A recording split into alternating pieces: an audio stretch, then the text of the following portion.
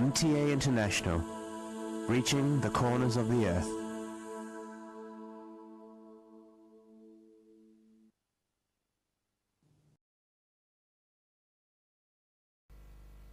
صلی علی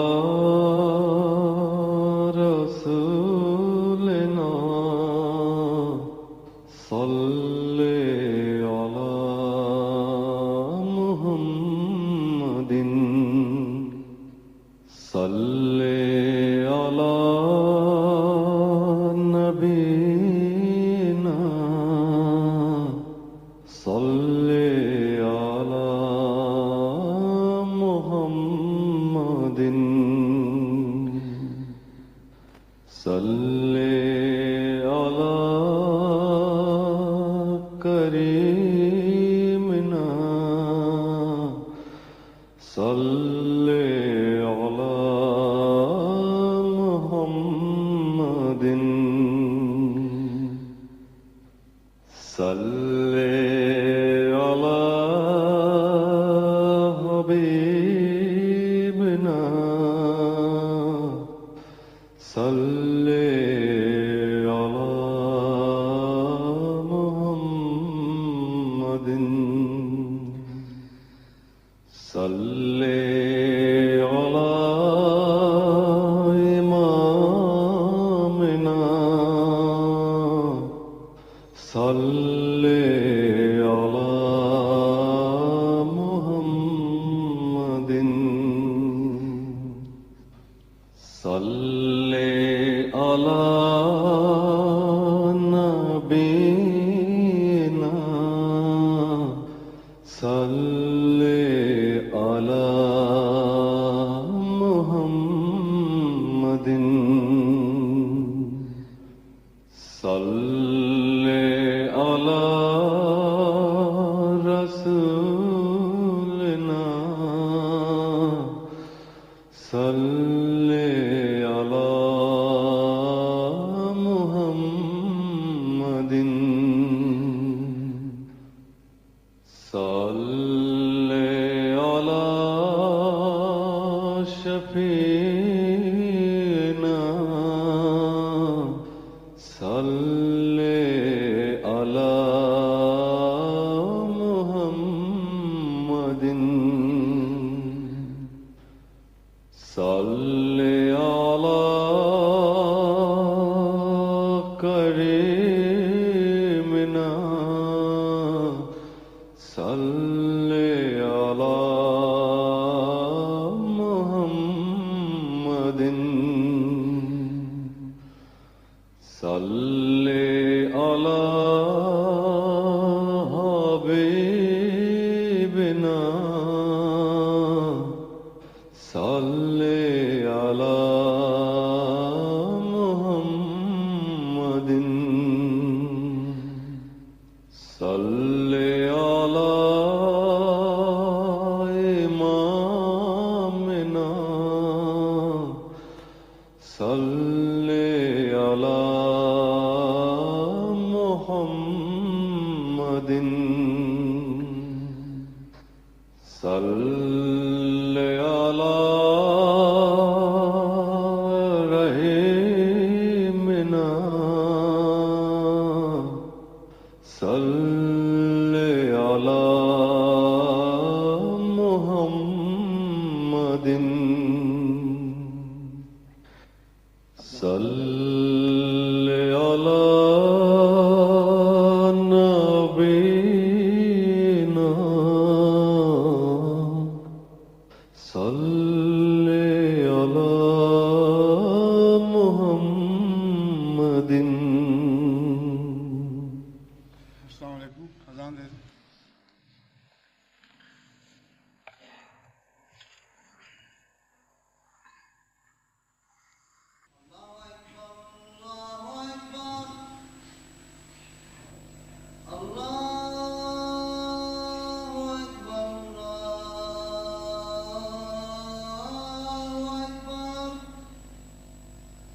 أشهد أن لا إله إلا الله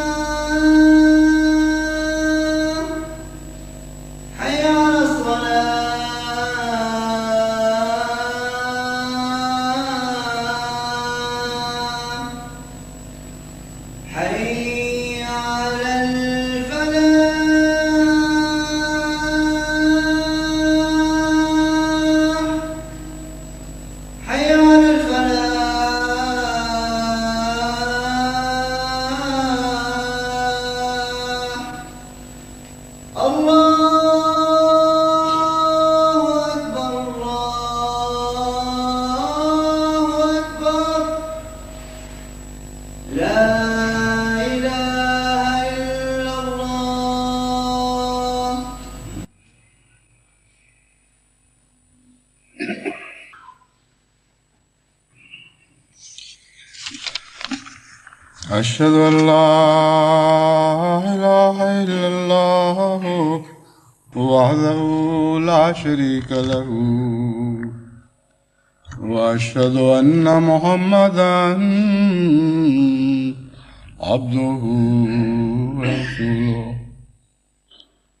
أما بعد فأعوذ بالله من الشيطان الرجيم بسم الله الرحمن الرحيم الحمد لله رب العالمين الرحمن الرحيم مالك يوم الدين إياك نعبد وإياك نستعين اهدنا الصراط المستقيم صراط الذين أنعمت عليهم غير المغضوب عليهم ولا الضالين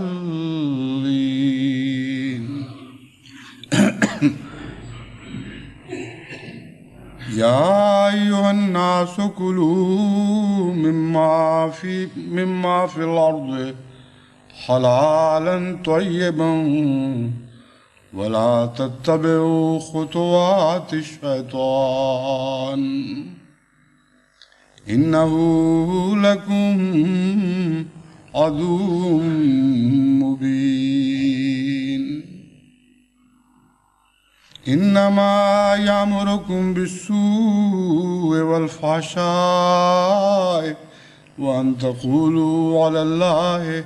ما لا تعلمون وإذا قيل لهم اتبعوا ما أنزل الله قالوا بل نتبع ما ألفينا عليه آباءنا أولو كان آباؤهم لا يعقلون شيئا ولا يهتدون. سورہ البقرہ آیات 169 اور تا 171.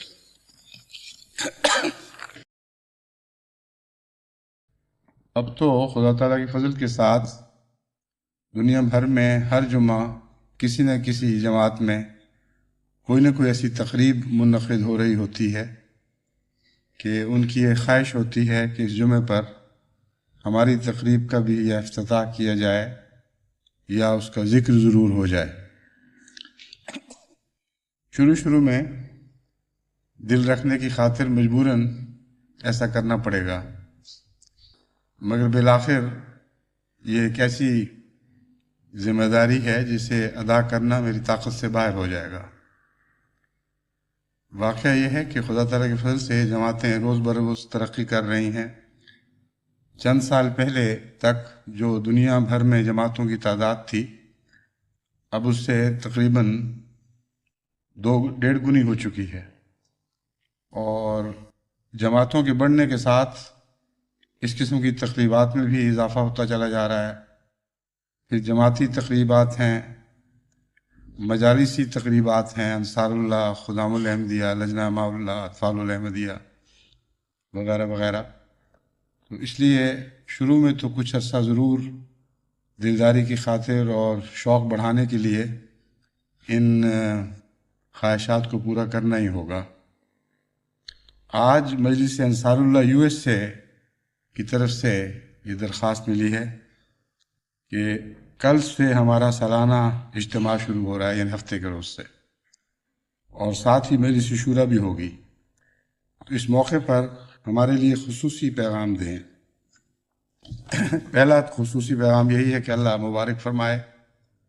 اور کثرت کے ساتھ انصار کو اس میں شمولیت کی اور اس اجتماع سے استفادے کی توفیق بخشے. اجتماع میں شمولیت سے ایک رونق سی پیدا ہو جاتی ہے، دلوں میں ولولے سے اٹھتے ہیں، اور انسان دن بدن، یعنی 2-3 دن کے عرصے میں ہی، یعنی دن بدن کی بجائے وقتاً فوقتاً، بلکہ ساتھ بساتھ ایمان میں ترقی کرتا ہوا محسوس کرتا ہے۔ اور اجتماع کے دوران جو دلوں کی کیفیت ہے، اگر وہ سارا سال رہے تو اللہ تعالیٰ کے فضل کے ساتھ جماعت بہت تیزی کے ساتھ ترقی کرے۔ تو میری نصیحت یہی ہے کہ ان کیفیات کی حفاظت کیا کریں۔ یہ مقدس امانتیں ہیں جو آپ کو جماعتی اجتماعات کے موقع پر عطا ہوتی ہیں، اب وہ جلسہ سالانہ ہو یا دیگر ذیلی تنظیموں کی تقریبات ہوں۔ سب احمدیوں کا یہ تجربہ ہے کہ ایک غیر معمولی طور پر تموج پیدا ہو جاتا ہے دلوں میں، اور انسان پہلے سے بہت زیادہ اپنے آپ کو جماعت کے قریب پاتا ہے اور نیکیوں کے قریب پاتا ہے۔ ان کی حفاظت کے لیے اس تموج کی حفاظت ضروری ہے۔ بعض نیکیاں ایسی ہیں جو انسان کو سنبھال لیتی ہیں، اس کی حفاظت کرتی ہیں۔ بعض نیکیاں ایسی ہیں جن کی حفاظت کرنی پڑتی ہے، تب وہ حفاظت کرتی ہیں۔ ایسی نیکیوں میں سے قرآن کریم نے نماز کی مثال دی ہے، جیسا کہ میں نے گزشتہ خطبے میں بیان کیا تھا، حافظوا علی الصلوات، تم نماز کے ساتھ ایسا سلوک کرو کہ تم نماز کی حفاظت کرو اور نماز تمہاری حفاظت کر رہی ہے۔ بس بہت سی ایسی نیکیاں ہیں جو حفاظت چاہتی ہیں اور مسلسل حفاظت چاہتی ہیں، اور اس کے نتیجے میں آپ کو ان کی طرف سے بھی مسلسل حفاظت ملے گی۔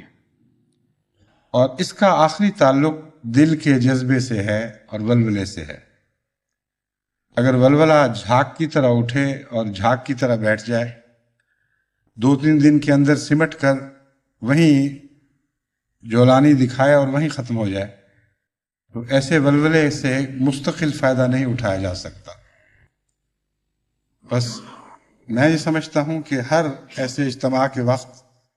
ہر فرد کو جو حصہ لے رہا ہو، اس کو کچھ نہ کچھ فیصلے کرنے چاہیے اور ان فیصلوں کی حفاظت کرنی چاہیے۔ ہر اجتماع کے موقع پر ہر شخص اگر یہ سوچے کہ میں نے جو لذت پائی تھی اسے ہمیشہ زندہ رکھنے کے لیے کیا طریق ہے، تو ایک ہی طریق ہے، اور وہ یہ ہے کہ انسان نمازوں میں باقاعدہ ہو جائے۔ یہ جو تعلق ہے اجتماع کا نماز کے ساتھ، اس پر جتنا بھی زور دیا جائے کم ہے۔ واقعہ یہ ہے کہ اگر اجتماع اللہ کی خاطر نہیں اور جو سرور آپ حاصل کر رہے ہیں وہ خدا کی خاطر نہیں، تو اس اجتماع کا ولولہ ایک جھوٹا ولولہ ہے، اس کو زندہ رکھنے کی ضرورت بھی کوئی نہیں۔ ایسے اجتماع کا ولولہ تو ہر میلے پہ پیدا ہوتا ہے، بلکہ بعض میلوں پہ جانے والے جانتے ہیں کہ ان کو دینی اجتماعات کے مقابلے پر میلوں میں شامل ہونے کا بہت زیادہ مزہ آ رہا ہوتا ہے۔ سب سے پہلی نصیحت میری یہ ہے کہ اپنے اس ولولے کا تجزیہ کریں، تجزیہ کر کے دیکھیں کہ آپ کو خدا کے قرب کی وجہ سے لذت آئی تھی، نیکیوں کے قریب ہونے کے نتیجے میں لذت ملی تھی، یا محض اس لیے کہ ایک ہنگامہ تھا، ایک رونق تھی، اچھی نظمیں پڑھی گئیں، اچھی تقریریں ہوئیں، اور ایک ذہنی لطف اٹھا کر آپ اپنے گھروں کو واپس لوٹے۔ اگر قرب الہی کا احساس ہے، اگر یہ احساس ہے کہ نیک لوگوں کی مجلس میں بیٹھ کر دن رات نیکی کی باتیں کر کے بہت مزہ آیا ہے، تو پھر لازماً اس جذبے کی حفاظت ہونی چاہیے، اور یہ حفاظت نماز کر سکتی ہے اور کوئی چیز نہیں کر سکتی، کیونکہ نماز میں آپ کو بار بار روزانہ 5 دفعہ ان ولولوں کا اعادہ کرنا ہوتا ہے، 5 مرتبہ خدا کے حضور حاضر ہونا ہوتا ہے، اور اس کے ساتھ اپنے تعلقات کو استوار کرنا ہوتا ہے، ان تعلقات کو دن بدن بہتر بناتے چلے جانا ہے۔ اگر ایسا ہو تو نمازیں زندہ رہتی ہیں۔ ایک معنی حفاظت کا یہ بھی ہے، کیونکہ حفاظت کا شعور اور توجہ سے گہرا تعلق ہے۔ غفلت اگر ہو تو حفاظت نہیں رہتی. میرا زندگی بھر کا یہ تجربہ ہے کہ نمازوں سے میں اگر ہمیشہ کچھ نہ کچھ نئی بات ان میں پیدا کرنے کی کوشش نہ کی جائے تو نمازوں سے انسان پورا فائدہ نہیں اٹھا سکتا. کیونکہ 5 وقت کی نماز جہاں ایک نعمت ہے، وہاں ایک پہلو سے اس میں ایک خطرہ بھی مضمر ہے. جو چیز بار بار اسی طرح ویسے ہی جذبات سے کی جائے، اس سے طبیعت میں اکتاہٹ پیدا ہو جاتی ہے، اس سے غفلت پیدا ہو جاتی ہے، اس سے نیند سی آنے لگتی ہے، اور انسان کوشش کرتا ہے کہ رسمی طور پر اس چیز سے گزر جاؤں اور پھر اپنے دلچسپ مشاغل کی طرف لوٹوں. یہ جو انسانی کیفیت ہے، یہ اس بات کی مظہر ہے اور قطعی شہادت دے رہی ہے کہ آپ نے نماز کی حفاظت نہیں کی، کیونکہ آپ نماز سے غافل ہو رہے ہیں. اور جب آپ نماز سے غافل ہو رہے ہوں تو حفاظت ہو ہی نہیں سکتی. حفاظت کا مضمون ہمہ بیداری کا مضمون ہے. حفاظت کا مضمون بتاتا ہے کہ اپنی نماز میں ہمیشہ ایسا تنوع پیدا کرتے چلے جائیں کہ اس میں ایک تازگی پیدا ہو، ایک نئی لذت پیدا ہو، ایک نیا تعارف نماز سے حاصل ہو، اور وہ جاگا ہوا شعور نماز کی حفاظت کرتا ہے، اور اس کے نتیجے میں پھر نماز آپ کی حفاظت کرتی ہے. اجتماع کے موقع پر خواہ وہ کیسا ہی اجتماع ہو، جماعت کا کہہ لیں یا ذیلی تنظیموں کا، ایک موقع ضرور مل جاتا ہے انسان کو ان باتوں پر غور کرنے کا اور ان کے نتیجے میں، ان تجارب کے نتیجے میں کچھ مستقل فیصلے کرنے کا. میرا یہ مشورہ ہے کہ یونائٹڈ اسٹیٹس میں جو اجتماع ہو رہا ہے، وہاں خصوصیت کے ساتھ اس ریزولوشن کی ضرورت ہے، یہ عہد باندھنے کی ضرورت ہے کہ ہم روز برہ خدا کے قریب ہونے کی کوشش کریں گے. کیونکہ خدا کے قریب ہونے کی کوشش تو ہر جگہ ضروری ہے، لیکن بعض جگہ یہ بہت زیادہ زندگی اور موت کا مسئلہ بن جاتی ہے. ایسے غریب معاشرے جہاں خدا سے بدکانے اور دور ہٹانے کے سامان کم ہیں، وہاں غفلت کے نتیجے میں فوری ہلاکت واقع نہیں ہوا کرتی. غفلت کی حالت میں آپ رہ بھی سکتے ہیں کیونکہ اتنے لٹیرے نہیں ہیں، اتنے ڈاکو نہیں ہیں، اس لیے خطرات کم ہیں. لیکن یونائٹڈ اسٹیٹس مغربی تہذیب کی سب سے بلند و بالا چوٹی ہے، اور مغربی تہذیب میں مذہب کو نکال کر جو بدیاں پائی جاتی ہیں وہ تمام خدا سے دوری کی بدیاں ہیں. ان بدیوں کی پہچان یہ ہے کہ جتنا انسان خدا سے دور ہو اتنا ہی مادیت میں لذت پاتا ہے اور خدا کے قرب سے گھبراتا ہے. جتنا وہ اپنی لذت گاہوں کے قریب جاتا ہے، خدا کے تصور سے دور ہوتا چلا جاتا ہے، اور ان لذتوں کا ایسا عادی ہو جاتا ہے کہ اس کے نتیجے میں پھر خدا کا قرب تکلیف دینے لگتا ہے. بعض باتیں رفتہ رفتہ ہو رہی ہوتی ہیں، آپ کو پتہ بھی نہیں لگتا کہ ہم سرکتے سرکتے کہاں جا پہنچے ہیں اور آگے ہمارا رخ کس طرف ہے. میں نے ایک دفعہ پہلے مثال دی تھی، اپنے بچوں پر نظر رکھ کے دیکھیں کہ ٹیلی ویژن پہ وہ پروگرام دیکھ رہے ہوں اور ان کے کان میں آواز پڑے کہ نماز کا وقت ہو گیا، نماز پڑھو. پھر ان کے چہرے پر جو رد عمل ہے اس کا مطالعہ کر کے دیکھیں. بعض ایسے رد عمل ہوں گے کہ جو پڑھ کر والدین کی ہوش اڑ جانے چاہیے، کیونکہ وہ ان کی قطعی ہلاکت کی خبر دے رہے ہوں گے. ایسی بیزاری سے وہ اٹھیں گے وہاں سے کہ کیا عذاب، کیا مصیبت ڈالی ہوئی ہے. ہم جب کوئی پروگرام دیکھ رہے ہوتے ہیں، جی اٹھو نماز پڑھو، اٹھو یہ کرو، اٹھو وہ کرو، یہ رد عمل بعض دفعہ دبا ہوا صرف اداؤں سے معلوم ہوتا ہے، بعض دفعہ لفظوں میں ظاہر ہو جاتا ہے. اور ایسے بچے انتظار کرتے ہیں کہ جب بھی ماں باپ کا ماں باپ کے دائرہ اثر سے باہر جائیں، پھر اپنی مرضی کے رستے تلاش کریں، اپنی مرضی کی دلچسپیوں میں حصہ لیں. اور یہ جو ہلاکت ہے، یہ سب سے زیادہ مغرب میں آنکھیں ڈالے دیکھ رہی ہے ہماری نسلوں کو، اور یہ وہ ہلاکت ہے جو سب سے زیادہ امریکہ میں پل رہی ہے، اور وہاں سے پھر باقی ممالک کو ایکسپورٹ ہوتی۔ تمام تعیش کے جتنے ذرائع نئی دنیا نے ایجاد کیے ہیں ان کے لیے سب سے زیادہ،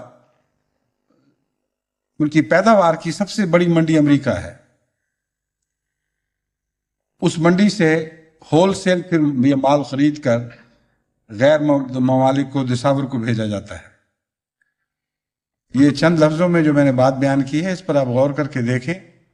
تو تمام تفاصیل میں یہ بات درست نکلے گی۔ بس امریکہ جیسے ملک میں رہتے ہوئے جب آپ اجتماعات منعقد کرتے ہیں، انصار کے ہوں یا لجنہ کے یا کسی اور کے، تو دیکھنا یہ ہے کہ ان اجتماعات سے آپ کو باقی رہنے والا فائدہ کیا حاصل ہوا۔ تمام دوسری تقریریں جو مختلف موضوعات پر ہیں وہ اچھی ہوں گی، مگر سب سے زیادہ ضرورت اس بات کی ہے کہ امریکہ میں رہتے ہوئے جو اخلاقی قدروں کو خطرات درپیش ہیں، جو ہماری آئندہ نسلوں کو خطرات درپیش ہیں،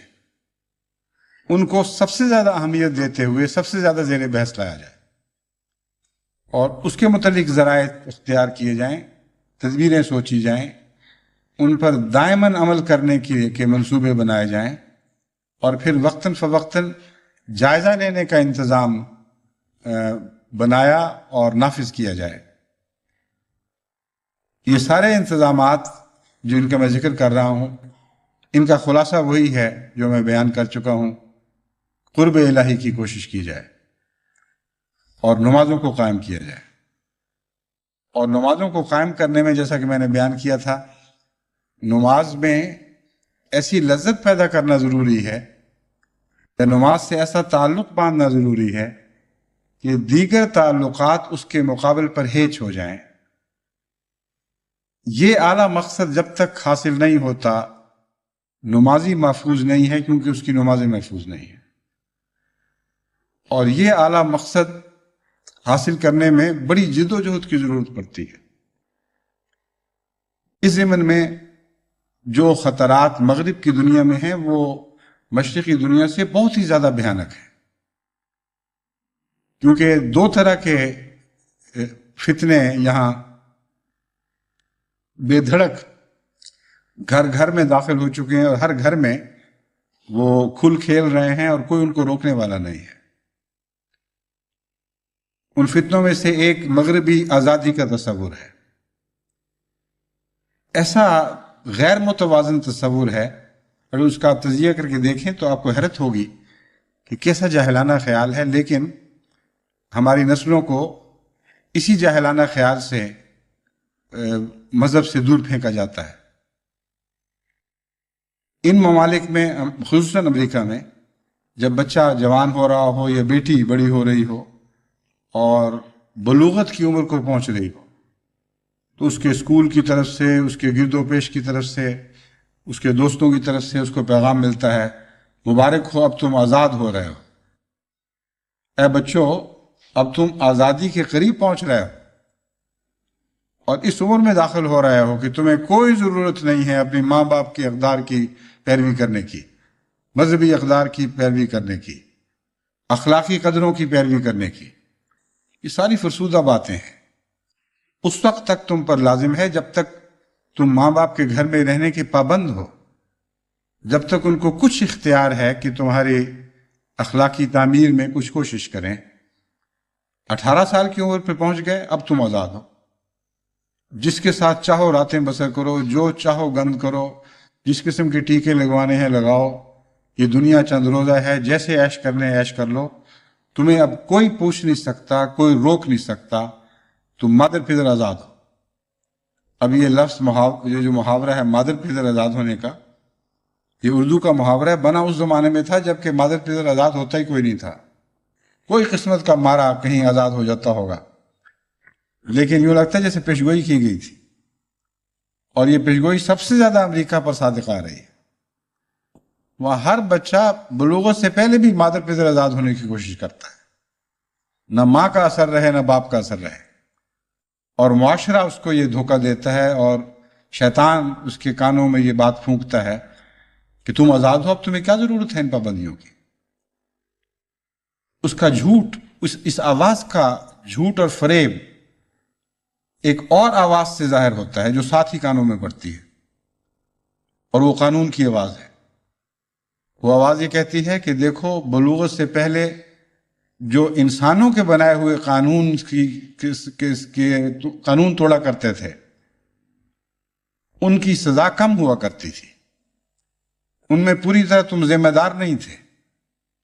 لیکن اب تم ایسی عمر کو پہنچ رہے ہو کہ خبردار ہیں جو تم نے کبھی قانون سے باہر قدم رکھا۔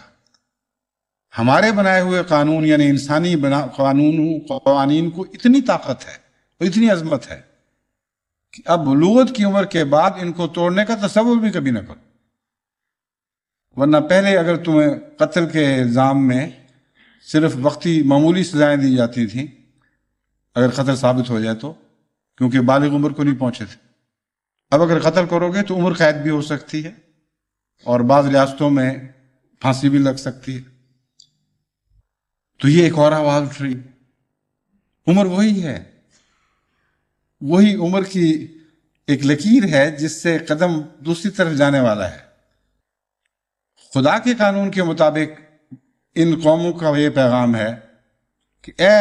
وہ بچے جو 18 سال کی عمر کو پہنچ رہے ہو، مبارک ہو، تم خدا کی خدائی سے آزاد کیے جاتے ہو۔ اخلاقی قیود کے متعلق ان کو پیغام ہے کہ اے بچوں جو 18 سال کی عمر کو پہنچ رہے ہو،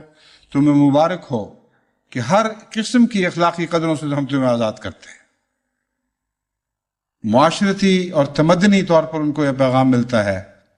کہ اے بچوں جو 18 سال کی عمر کو پہنچ رہے ہو، تم ماں باپ، رشتہ داروں،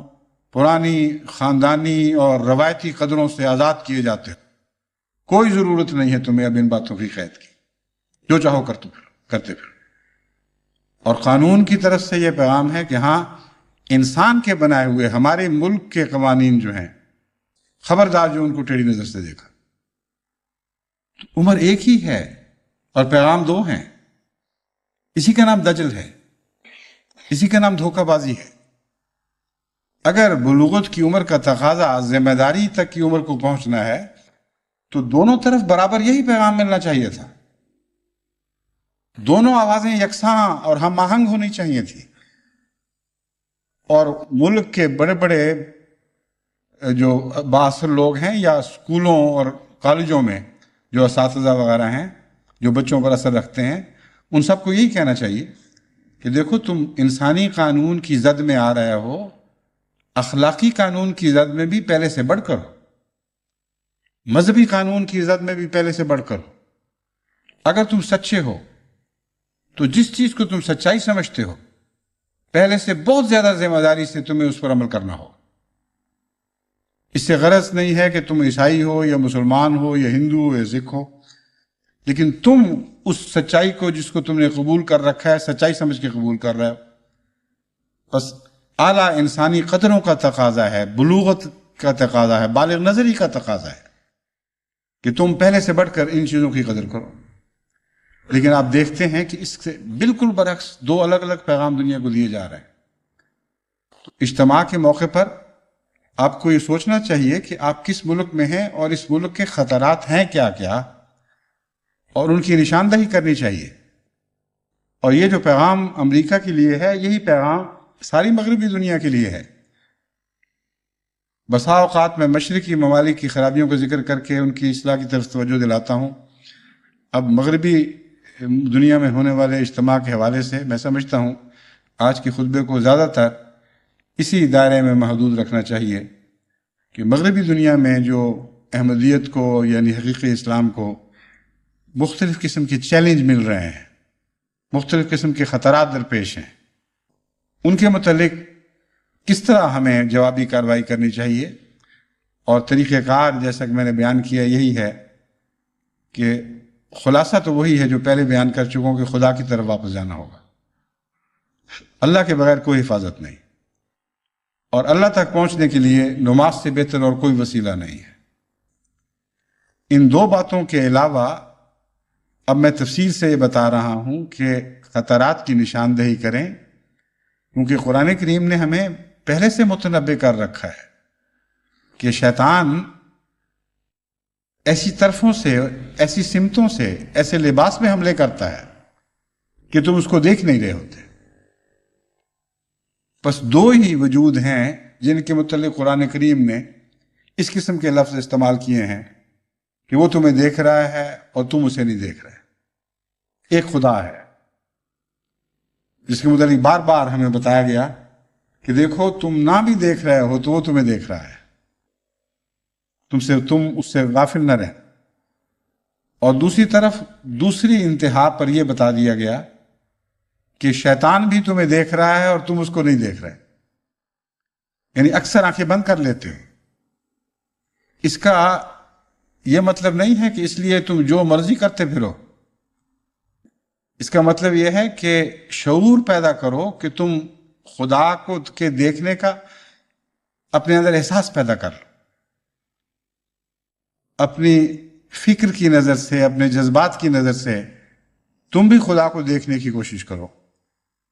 اور اس پہلو سے جتنی رویت بڑھے گی اتنا زیادہ تم حفاظت میں آتے چلے جاؤ۔ دوسری طرف شیطان کو دیکھنے کی کوشش کرو، سمجھو کہ وہ کس طرف سے حملہ آور ہوتا ہے۔ یہ عام دنیاوی زبان میں ایسا ہی مضمون ہے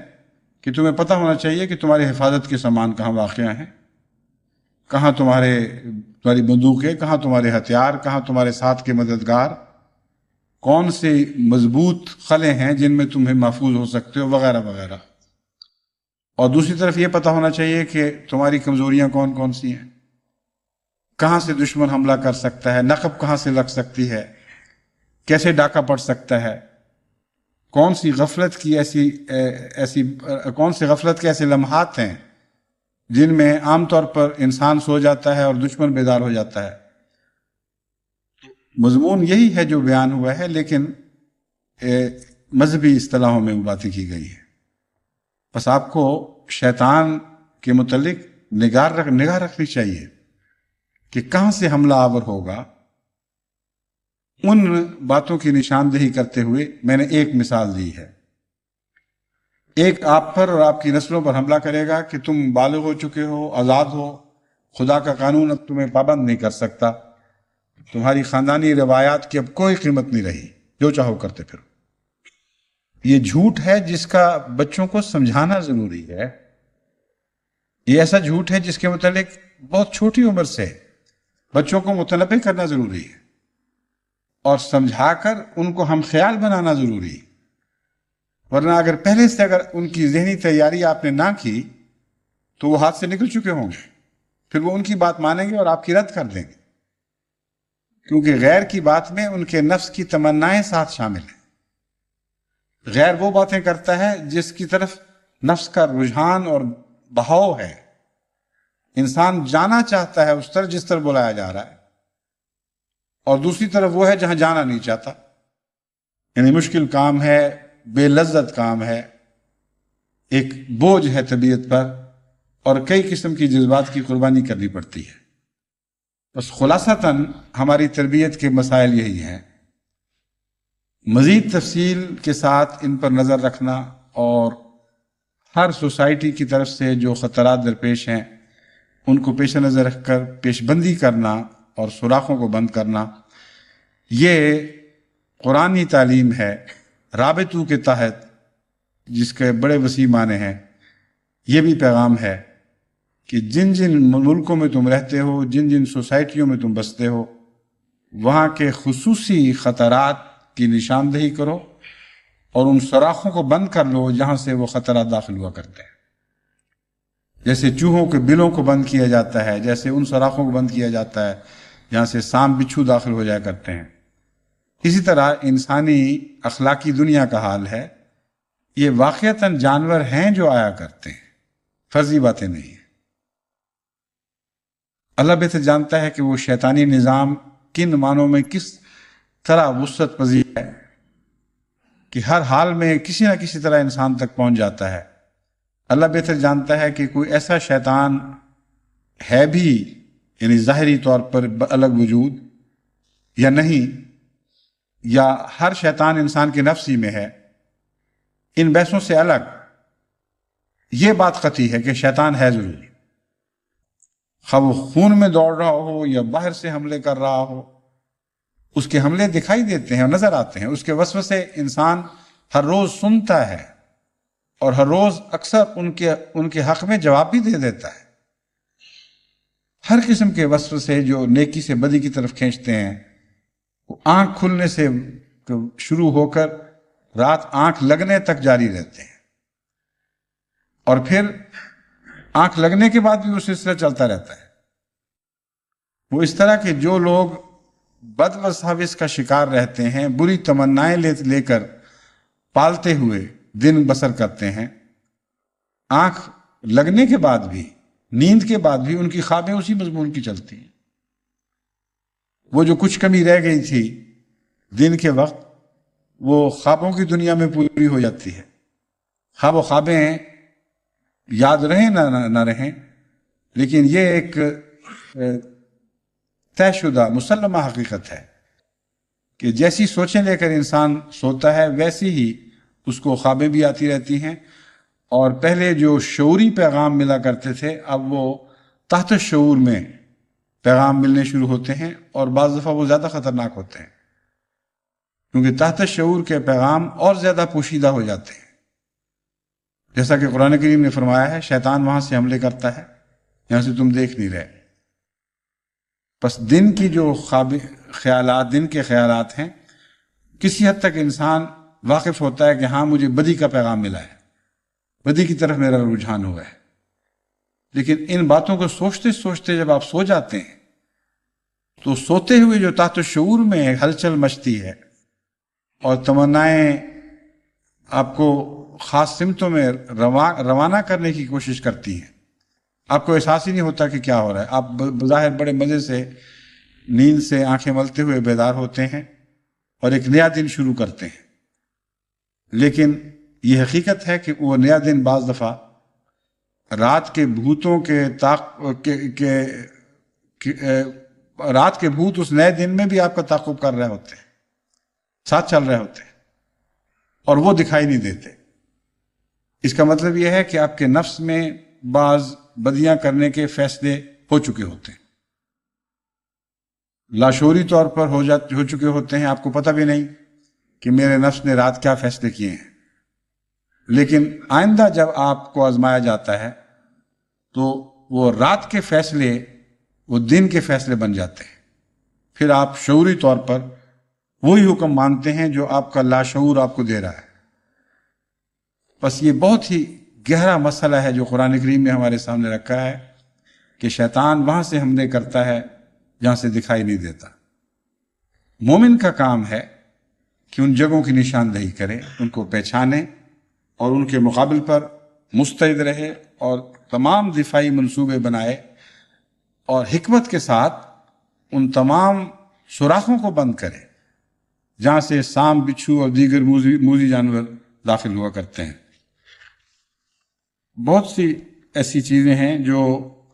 مغرب میں عام ہوتی جا رہی ہیں، لیکن امریکہ میں وہ بنتی ہیں اور وہیں سے اکثر باقی دنیا کو برآمد کی جاتی ہیں۔ ان میں ایک ہے pregnancy and birth out of wedlock, جس کو انگریزی میں نے بیان کیا ہے۔ مطلب یہ ہے کہ ایسے بچے پیدا ہونا جن کو مذہبی قانون کی طرف سے کوئی پیدا ہونے کا حق نہیں ہے، جن کو مذہبی قانون، میں نے اس لیے کہا ہے کہ بہت سی دنیا میں مذاہب ہیں، خواہ ان کا تعلق خدا سے ٹوٹ بھی چکا ہو، وہ بھی جب باقاعدہ اپنے شادی بیاہ کے رسوم کے مطابق میاں بیوی کو ملاتے ہیں تو ہر مذہب کی روح سے وہ بچے جائز ہیں اور ان کا حق ہے۔ پس خواہ وہ خدا سے بے تعلق بھی ہو چکے ہوں، یہ اللہ کی رحمت عامہ ہے کہ اس نے یہ حق ساری دنیا کے مذاہب کو یا رواجات کو یا قوانین کو دے رکھا ہے۔ مذاہب کے علاوہ بھی وہ تمام رواج، تمام قوانین، تمام رسمیں جن کی روح سے میاں اور بیوی کو، مرد اور عورت کو میاں بیوی قرار دیا جاتا ہے، اس کے بعد جو بھی اولاد پیدا ہوتی ہے مذہب کی نظر میں، یعنی خدا کی نظر میں، وہ جائز اور درست ہے۔ اس کے لیے ضروری نہیں کہ اسلامی طریق پر شادی ہو یا کسی ہندوانہ طریق پر شادی ہو۔ مذہبی بنیادی قانون جو قرآن کریم نے ہمارے سامنے رکھا یہی ہے کہ ہر قوم میں اپنے رسم و رواج کے مطابق جو شادیاں ہوتی ہیں ان کی اولاد درست ہے۔ اولاد درست سے مراد یہ ہے اولاد کا پیدا ہونا ایک تسلیم شدہ قانونی حق ہے۔ امریکہ ایک وہ ملک ہے جہاں بدنصیبی سے سب سے زیادہ اس حق کی خلاف ورزی ہو رہی ہے۔ ایک موقع پر میں نے اعداد و شمار پڑھے تو میں حیران رہ گیا، بلکہ یوں کہنا چاہیے کہ واقعتاً طبیعت لرز اٹھی کہ ایک اعداد و شمار کی روح سے امریکہ میں ہر سال پیدا ہونے والے بچوں میں 33% ناجائز بچے ہیں۔ یعنی کسی قانون کی روح سے بھی ان کو پیدا ہونے کا حق نہیں ملتا، چاہے ریڈ انڈین کا قانون ہو یا عیسائیت کا ہو، کوئی بھی ہو، دنیا کا قانون ہو، ان کو دنیا میں آنے کا گویا کسی مذہب نے، کسی رواج نے، کسی قانون نے وہ حق نہیں دیا۔ اور یہ رسم بد رسم امریکہ میں اب ایک وبا کی صورت میں چل پڑی ہے، اور اس کو کوئی جرم ہی نہیں سمجھا جاتا۔ سوال یہ ہے کہ اگر جرم نہ سمجھا جائے تو کیا یہ بچے جائز ہوں گے؟ جہاں تک رسم و رواج کا تعلق ہے، خدا نے آزادی دی ہے ان کی روح سے، خواہ وہ کیسے ہی رسم و رواج ہو، جب بھی شادی ہوگی وہ جائز اولاد ہوگی۔ لیکن اگر کسی رسم و رواج کی پیروی بھی نہیں کی جا رہی، کھلی آزادی ہے، یعنی لڑکا اور لڑکی آپس میں ایک تعلق ایسا قائم کرتے ہیں جس کو معاشرے نے تسلیم نہیں کیا، اس کے نتیجے میں جو اولاد ہے اس کو ہم ناجائز اولاد کہتے ہیں۔ اگر ہر سال تیسرا حصہ کسی ملک کے بچے ناجائز اولاد بن رہے ہوں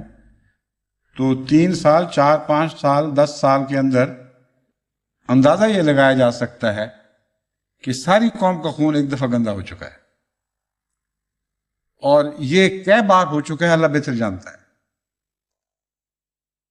ایک پہلو تو یہ ہے جس کی طرف میں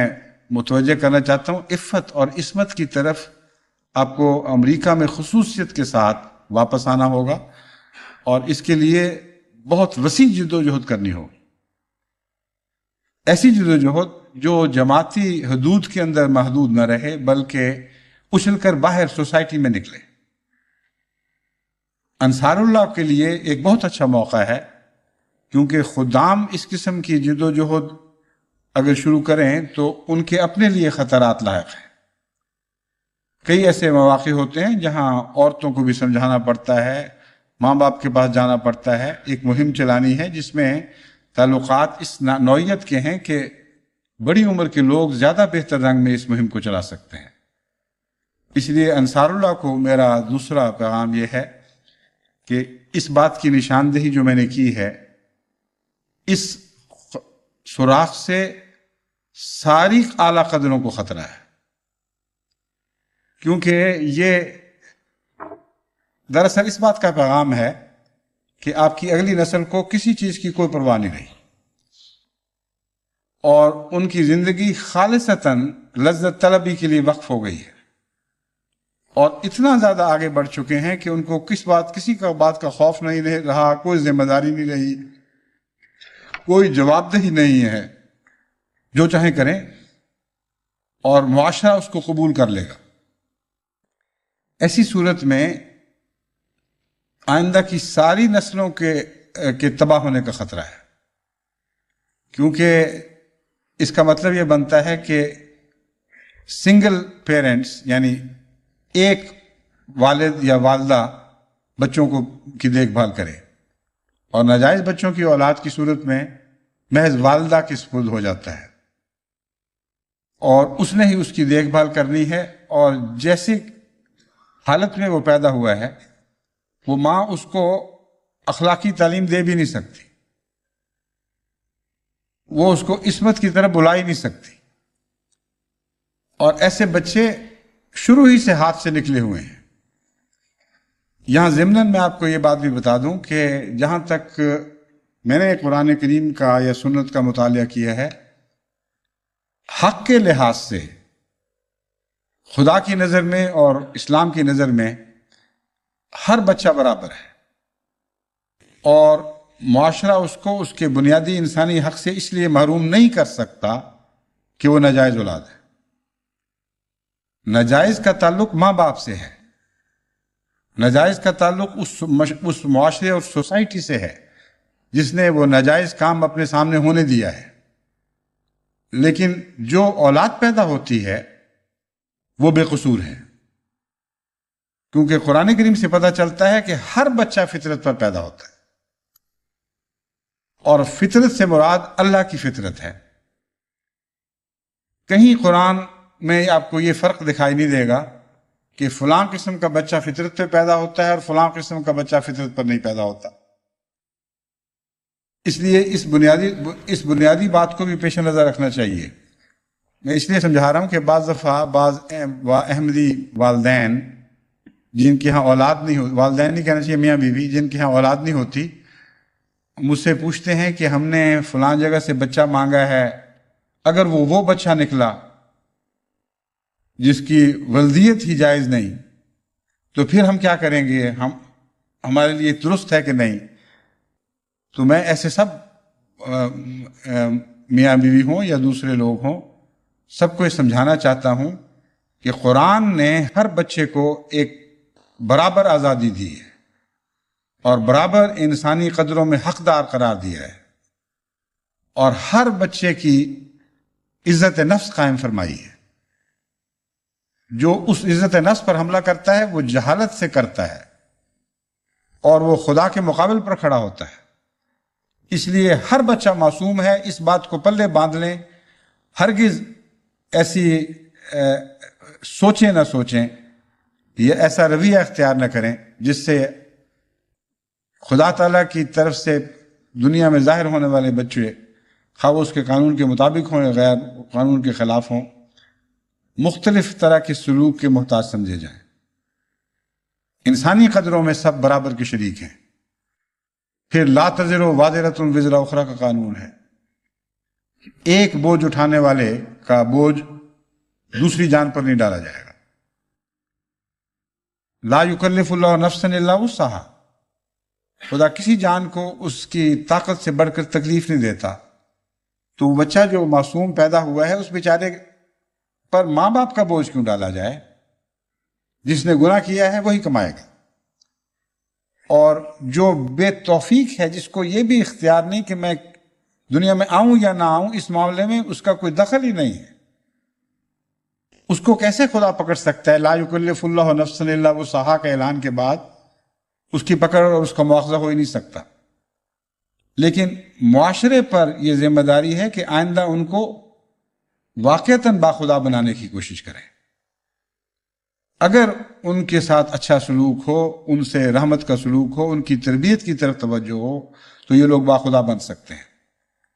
بس دو طرح کی جد و جہد ہمیں کرنی ہوگی۔ اول، اس برائی کی بیخ کرنے کے لیے خصوصاً مغربی ممالک میں مجالس انصار اللہ کو منصوبے بنانے چاہیے اور حتی المقدور کوشش کرنی چاہیے کہ احمدی نسلوں میں عفت کا احساس پیدا ہو اور اس برائی کی جڑیں اکھیڑی جائیں، کیونکہ اگر اس برائی کی جڑیں نہ اکھیڑی گئیں تو یہ برائی اب اپنے انتقام پر آمادہ ہوئی بیٹھی ہے۔ اس برائی سے ایسی بیماریاں جنم لے چکی ہیں جو ان بچوں کو ناحق دنیا میں داخل کرنے والوں کو اس دنیا سے نکالنے کا انتظام کریں گی۔ یہ خدائی انتقام ہے، اور ایڈز کے ذریعے اس انتقام کی داغ بیل ڈالی جا چکی ہے، اور دن بدن اس کے خطرات بڑھ رہے ہیں۔ لیکن جہاں تک میرا اندازہ ہے یہ بیماری غالباً اس صدی کے آخر پر، آخری 2-3 سالوں میں تیزی کے ساتھ پھوٹے گی اور بہت بڑے پیمانے پر ان مجرموں کو ہلاک کرے گی۔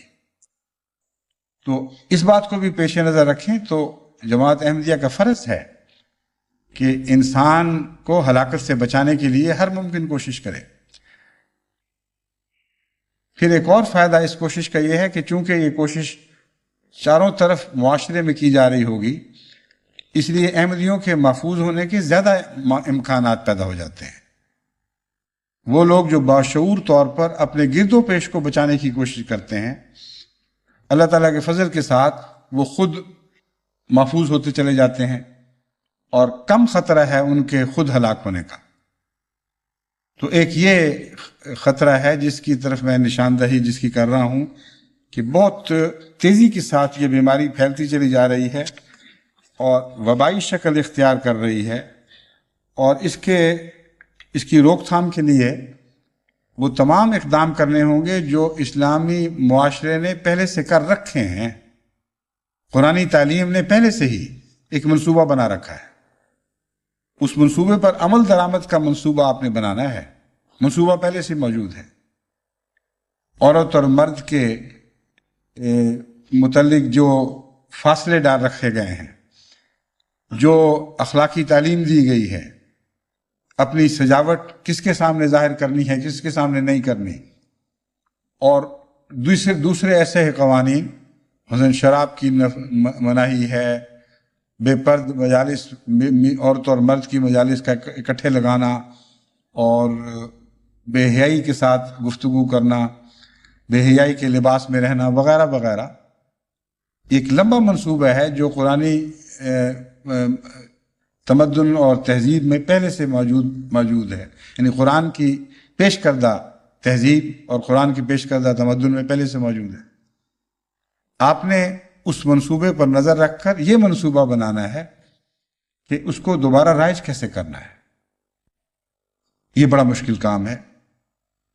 ایک پردے کے متعلق ہی آپ گفتگو کر کے دیکھ لیں، آپ کو کیسے کیسے جواب ملیں گے۔ ایک دفعہ میں نے اسلام آباد پاکستان کے متعلق مجھے اطلاع ملی کہ وہاں خواتین پردے میں زیادہ بے احتیاط ہوتی چلی جا رہی ہیں، تو میں نے ربع پیغام بھجوایا کہ تمام طرف سے کوشش کریں، صرف لجنہ کا کام نہیں،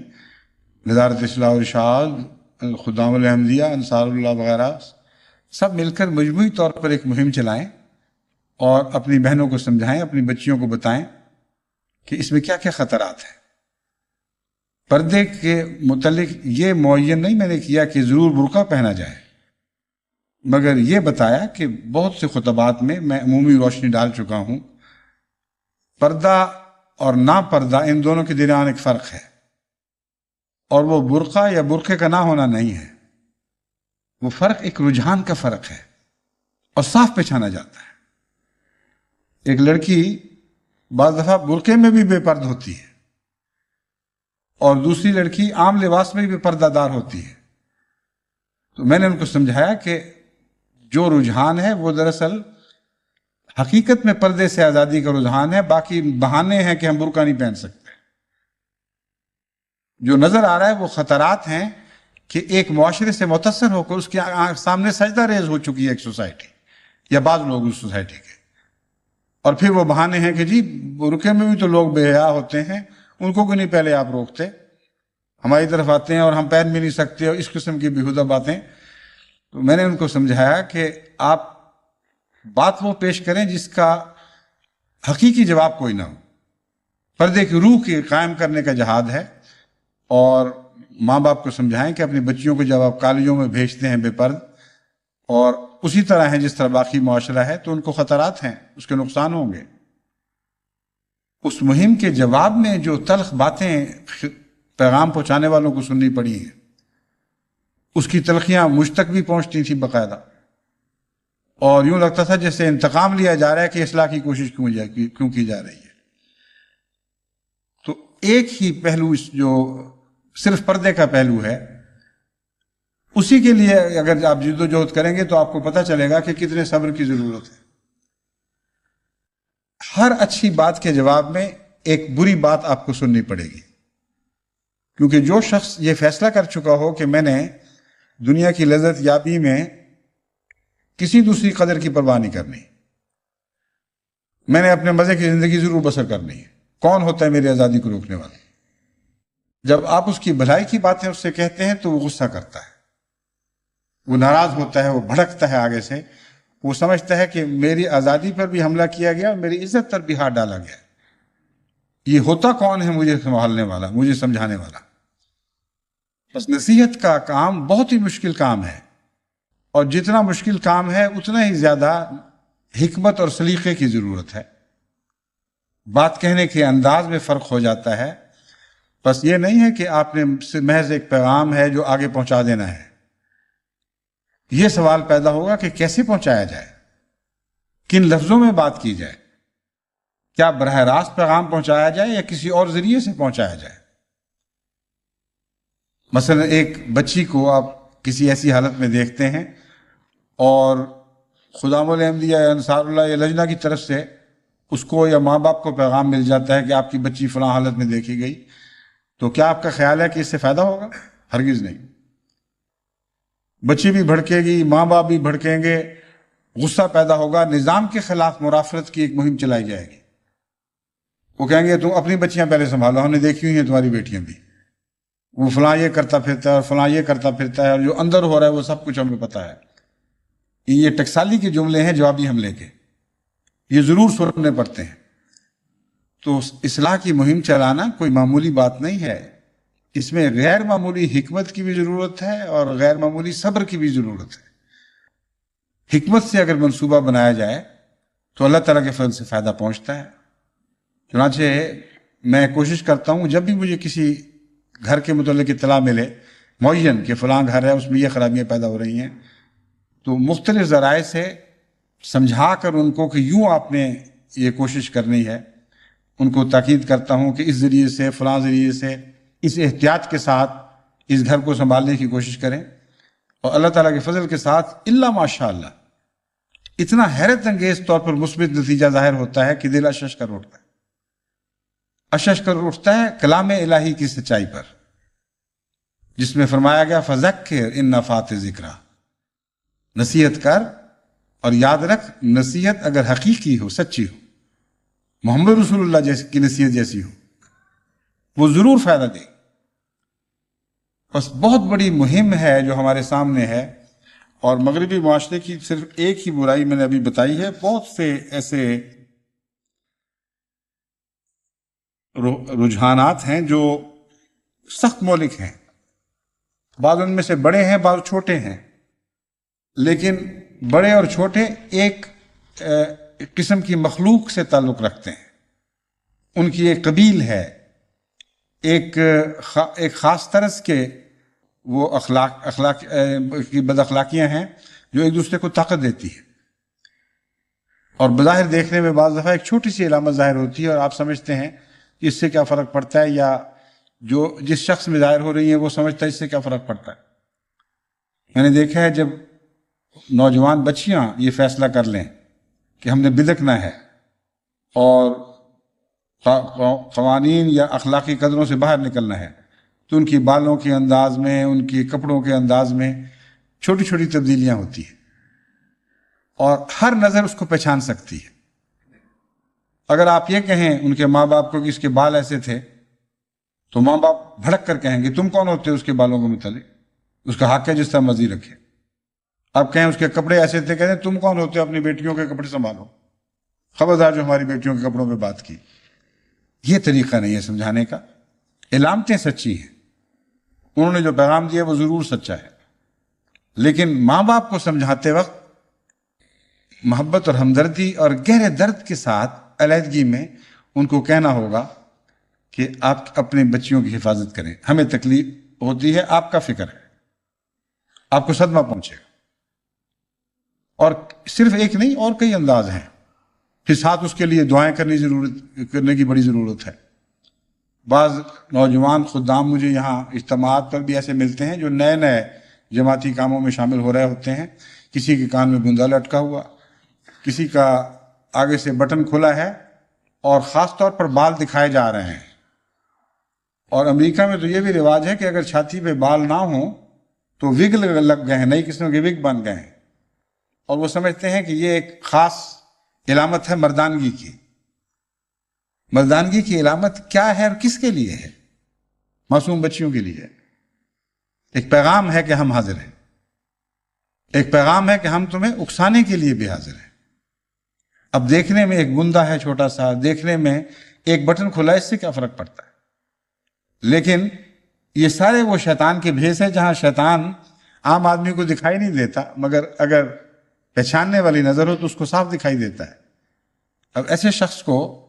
آپ کہہ دیں گے جی تم نے بلدہ پہنا ہوا، وہ کہیں گے پاگل ہو، تم تمہاری مرضی جو مرضی کرتے پھرو، میں پہنوں گا، بٹن کھلا تو تمہیں کیا تکلیف ہے، تم بھی کھول لو، ایسے جواب دیں گے۔ لیکن میں نے دیکھا ہے جن احمدی بچوں کو میں نے پیار سے درد کے ساتھ سمجھایا ہے، وہ ضرور سمجھتے ہیں۔ احمدیوں میں ایک خوبی ہے، وہ خوبی ہے انہوں نے مسیح موت کو قبول کیا، وقت کے امام کو مانا ہے، اس لیے نیکی کی قبولیت کا جذبہ پیدا ہو چکا ہے۔ اس جذبے سے جیسا فائدہ آپ اٹھا سکتے ہیں، دنیا میں اور کوئی قوم ایسا، کوئی اصلاح کرنے والا ایسا فائدہ نہیں اٹھا سکتا، کیونکہ یہ جماعت اگر متقیوں کی نہیں تو متقیوں کا مزاج رکھنے والی جماعت ضرور ہے۔ ایسی جماعت ہے جس کے فطرت کے اندر تقوی کا مادہ گوندا گیا ہے۔ حضرت مسیح موعود علیہ السلام کی اس عبارت پر میں اس خطبے کو ختم کرتا ہوں۔ فرماتے ہیں نصیحت کرنا اور بات پہنچانا ہمارا کام ہے۔ یوں تو ہم دیکھتے ہیں کہ اس جماعت نے اخلاص اور محبت میں بڑی نمایاں ترقی کی۔ بعض اوقات جماعت کا اخلاص، محبت اور جوش ایمان دیکھ کر خود ہمیں تعجب اور حیرت ہوتی ہے، اور یہاں تک کہ دشمن بھی تعجب میں ہیں۔ ہزارہا انسان ہیں جنہوں نے محبت اور اخلاص میں تو بڑی ترقی کی ہے، مگر بعض اوقات پرانی عادات یا بشریت کی کمزوری کی وجہ سے دنیا کے امور میں ایسا وافر حصہ لیتے ہیں کہ پھر دین کی طرف سے غفلت ہو جاتی ہے۔ یہ ہے تذکرہ، اس کو کہتے ہیں الہی سمجھانے کا رنگ۔ پیار اور محبت کے ساتھ ان کے دلوں کو پسمائیں، ان کو مائل کریں، ان کی خوبیوں پر نظر رکھیں، ان کا اعتراف کریں، اور پھر ان خوبیوں سے فائدہ اٹھاتے ہوئے نیکی کی طرف ان کو بلائیں، ان خوبیوں کا حوالہ دیتے ہوئے ان کو بدیوں سے باز رکھنے کی کوشش کریں۔ اسی مضمون کو آگے بڑھاتے ہوئے حضرت مسیح موعود علیہ السلام فرماتے ہیں ہمارا مطلب یہ ہے کہ بالکل ایسے پاک اور بے لوث ہو جاویں کہ دین کے سامنے امور دنیاوی کی حقیقت نہ سمجھیں۔ یہ ہے وہ آخری فیصلے کی طاقت جو ہماری تقدیر کا فیصلہ کرے گی۔ اگر ہم انفرادی طور پر اور قومی طور پر یہ مزاج پیدا کر لیں کہ جب بھی دنیا کا مقابلہ دین سے ہوگا، دنیا ہارے گی اور دین ضرور جیتے گا، تو پھر اس قوم کو دنیا کی کوئی طاقت مار نہیں سکتی۔ یہ وہ زندگی کا راز ہے جس کے ساتھ آپ چمٹ جائیں تو ہمیشہ کی زندگی پانے والے بن جائیں گے۔ فرماتے ہیں اور قسم قسم کی غفلتیں جو خدا سے دوری اور مہجوری کا باعث ہوتی ہیں دور ہو جائیں۔ جب تک یہ بات پیدا نہ ہو اس وقت تک حالت خطرناک ہے اور قابل اطمینان نہیں، کیونکہ جب تک ان باتوں کا ذرہ بھی موجود ہے تو اندیشہ ہے کہ ایک دبدبہ لگی رہتی ہے کہ کسی وقت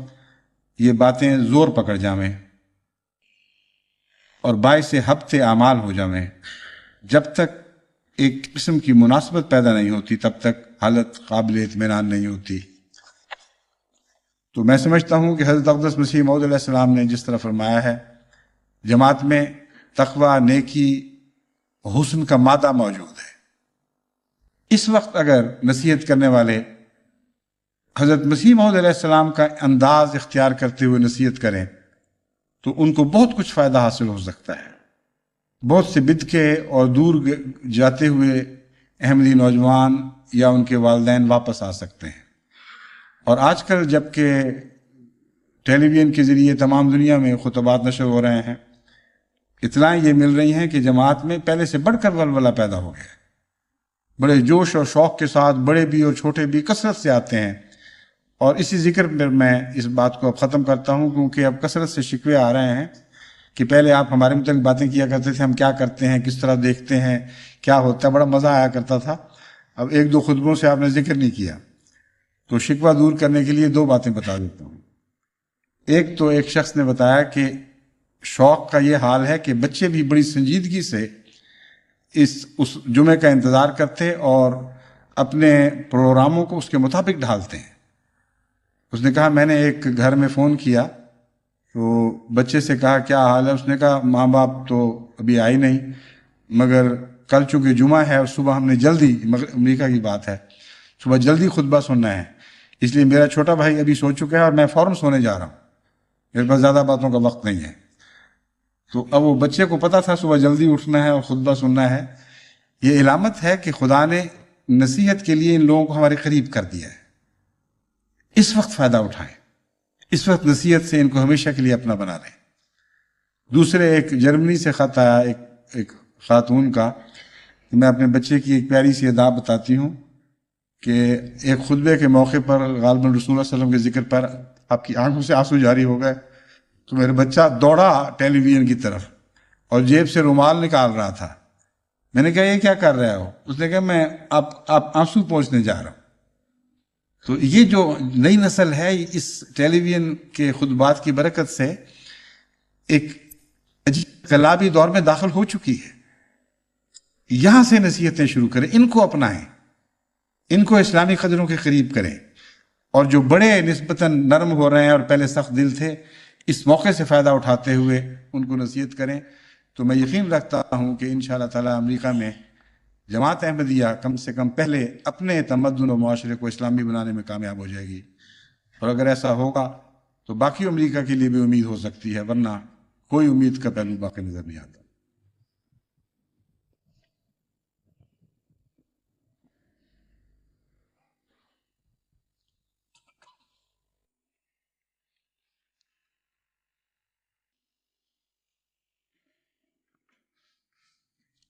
الحمد لله نحمده ونستعينه ونستغفره ونؤمن به ونتوكل عليه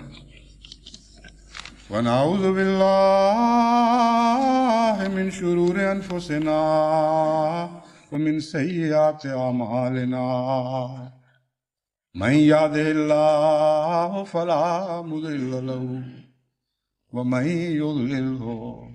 فلا هادي له ونشهد أن لا إله إلا الله وحده لا شريك له ونشهد أن محمدا عبده ورسوله عباد الله رحمكم الله إن الله يأمر بالعدل والإحسان وإيتاء ذي القربى وينهى عن الفحشاء والمنكر والبغي يعظكم لعلكم تذكرون اذكروا الله يذكركم وادعوه يستجب لكم ولذكر الله ما كان